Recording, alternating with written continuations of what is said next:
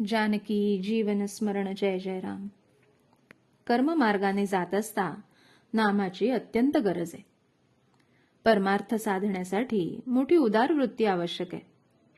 थोर मनाच्या माणसालाच परमार्थ साधतो. जो पंत असेल तोच संत बनेल. प्रापंचिक माणसाने घरामध्ये असलेले सर्वच्या सर्व देऊन टाकू नये ही गोष्ट खरी, पण प्रसंग आला तर सर्व देण्याची मनाची तयारी पाहिजे हेही खरं. खरोखर भगवंताला सर्व देण्यापेक्षा स्व द्यायला शिका. स्व दिल्यावर सर्व न दिलं तरी चालेल, कारण ते आपलं आपल्या मालकीचं राहतच नाही. उलट सर्व देऊन स्व द्यायचा राहिला तर सर्व दिल्याचं समाधान मिळत नाही. भगवंताला स्व देणं म्हणजे मी त्याचा आहे ही जाणीव रात्रंदिवस मनामध्ये ठेवणं होय. वैदिक कर्माने चित्तशुद्धी होते, परंतु ज्या भगवंताची प्राप्ती व्हावी म्हणून चित्तशुद्धी करावयाची त्या भगवंताचं अधिष्ठान जर वैदिक कर्मांना नसेल तर कर्ममार्गाचं पर्यवसान कर्मठपणामध्ये होतं. शिवाय सध्याच्या काळी बाह्य परिस्थितीमध्ये फरक पडल्या कारणानं वैदिक कर्म जशी व्हायला हवीत तशी होत नाहीत.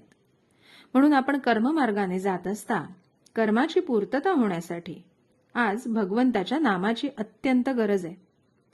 कर्ममार्ग मनापासून करणाऱ्या माणसामध्ये नुसतं कर्म करणं हेच सर्वस्व आहे अशी जी कर्मठपणाची भावना उत्पन्न होते त्याबद्दल माझा आक्षेप आहे.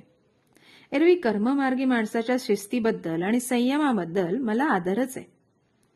एक रामनाम घेतलं म्हणजे सर्व धर्मबंधनं माफ होतात हा समज खरा नाही, परंतु कर्माने चित्त शुद्ध होत असताना नामाने भगवंताच्या अस्तित्वाची जाणीव जागृत राहते. इतकंच नव्हे तर पूर्ण चित्तशुद्धी होऊन कर्म गळून गेल्यावर फक्त नामच शिल्लक राहतं आणि भगवंताशी एकरूप झालो की ते त्यामध्ये मुरून जातं.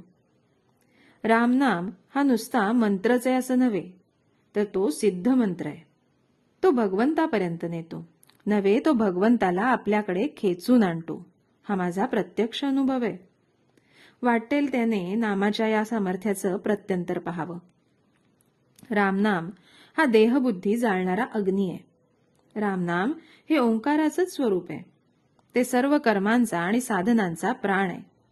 श्री शंकरांपासून तो श्री समर्थांच्यापर्यंत जे जे महासिद्ध होऊन गेले त्या सर्वांनी रामनाम कंठी धारण केलं. रामनामाचा 3.5 कोटी जप करेल त्याला त्याच्या देवतेचा अनुभव आल्याशिवाय राहणार नाही. रामनामाचा आधार घेऊन आपण सर्वांनी राम जोडावा. नाम घेत असता जे घडेल ते चांगलं आणि आपल्या कल्याणाचं आहे असा भरोसा ठेवावा.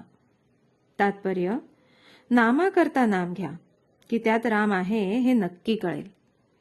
जानकी जीवन स्मरण जय जय राम.